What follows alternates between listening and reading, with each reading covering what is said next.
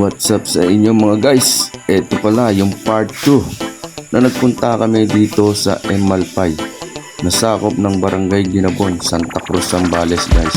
Yan o guys, nag-adventure kami rito guys. Pinuntahan namin yung mga masarap paliguan na may mga parting malalalim na pwedeng talunan yan guys. O diba, katulad nyan. Ayan mga guys, ang dami namin, diba? Siyempre guys, napagpasya namin mag-adventure dito.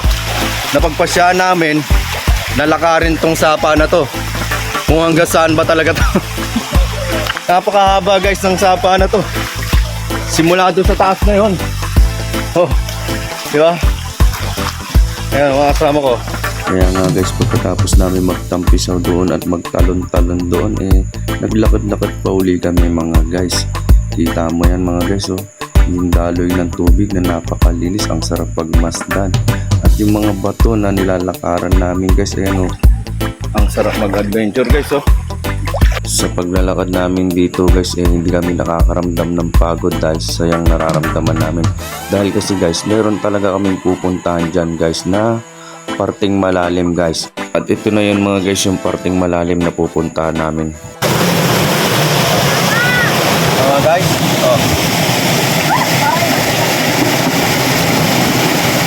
ganito kasarap dito sa pinupuntahan namin.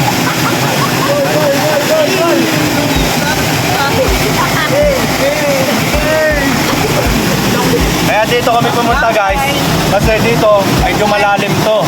Okay.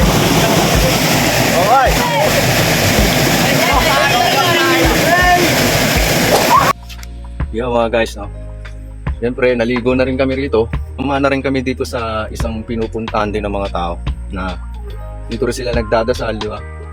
Na kung mapapansin mo na napakahiwaga rin talaga guys. Ito yung tubes. Yeah.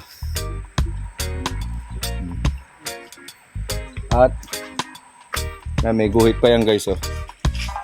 Ito yung guhit na to guys. Yung guhit na yan kung saan dumadalo yung tubig. Ayan.